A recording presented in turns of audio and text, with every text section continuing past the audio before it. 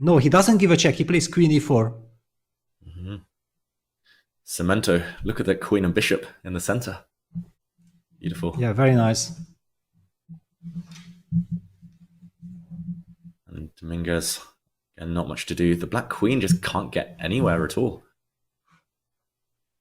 Nowhere to put her.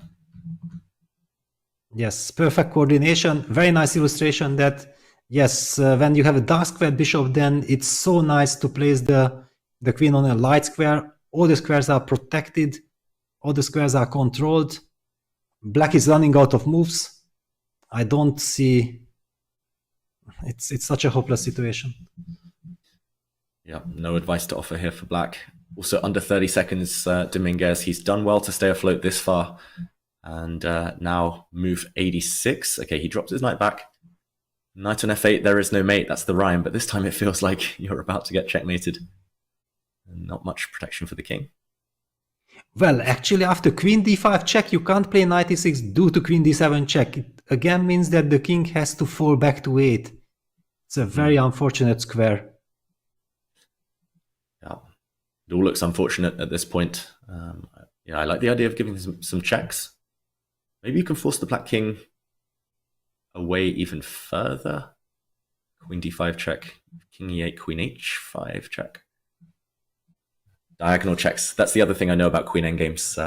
They're supposed to be good. They're supposed to be more effective than those lateral checks. Yeah, basically puts an end to black's misery. King d7 runs into queen f7 check then, and king d8 runs into any kind of bishop check followed by queen e8 check as well. Very nicely spotted. Queen d5, queen h5. Beautiful finishing touch. Yeah, it's just one of many though. I'm sure Fabiano will find an equally efficient way. Yeah, and it's nice that he's done it without needing to push his pawns, without kind of taking the risk that somehow they'd get blocked or get lost. No checks at all faced by the white king. Yeah, I think that this is what Leinier is hoping for, that he wants to keep on defending the position. As long as Fabi's clock ticks down, that might be some nerve issues, and also to provoke the pawn advances. But Fabi is not falling into any provocation. He goes bishop c5, forcing that knight to g6. There's no other square to hide that knight. Knight e6 runs into queen f5 check, picking up the knight immediately. And some checkmating patterns potentially after knight d7, queen h7, I guess, maybe. Yeah, he's really living on the edge here, Dominguez. Forced to find only moves. And okay, under 20 seconds, he does play the move you suggested, knight g6. And now Fabiano has the chance to trade queens with queen c4 check. I believe that's what he will play. Yes, on the board. Nice. Forcing the black king to a square where it can get checked yet again. With queens off, Peter, it's just a matter of time. Those pawns are too strong. Yes, that's the moment when you start advancing the pawns. Beautiful technique. Nothing left to do for Dominguez. He has to put the king on a dark square. You cannot retreat any more to light squares. There'll be a deadly check winning the black knight. Or checkmating. And there we go. Queen's off. And will we see the handshake? Not yet. Two connected pass pawns. The problem is the black knight and king, they might be able to hold up the pawns for one or two moves, but there will be zugzwangs. Knights are so susceptible to zugzwang. If it even gets that far. f4 on the board. They're rolling. Yes, knight was the time.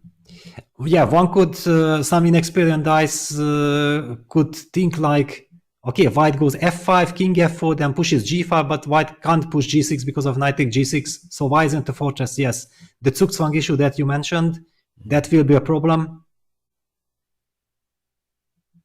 Knight d5 played. Now the white g-pawn can push. The white king can, as you mentioned, centralize, can go via the h-file as well. But there we go, g5. Why hesitate? The bishop just totally dominates the knight right now. And this will be the zugzwang after king to g4. Black's knight and or king will have to give way. and then the g-pawn advances. And we see the handshake. We have another semi-finalist here in the World Cup. Fabiano Caruana progresses. Yeah, very big fight. He squeezes out of a difficult. I mean, after the opening, it looked like Leinier is very solid, should be able to defend.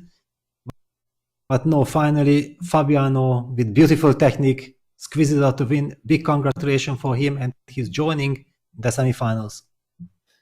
Yeah, a tough day, tough match for Dominguez, who had so many chances yesterday but couldn't put the point on the board. And today was made to pay for those missed opportunities. This is the second time that Caruana has knocked out Dominguez from a World Cup, after also beating him in 2009, 14 years ago. So these two good friends, Fabiano is the one to triumph, and he will meet the winner of Erigaisi against Pragnananda, which will be decided tomorrow. Peter, it's been a long day, so